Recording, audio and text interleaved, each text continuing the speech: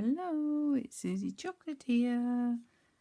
Just showing you today an interactive card that I've made. It's called a waterfall card, and I created the pretty papers that are on the front here by stamping lots of different flowers and leaves and whirlies with lots of different pastel shade inks on a sheet of A4 white card, and then just cut it to size.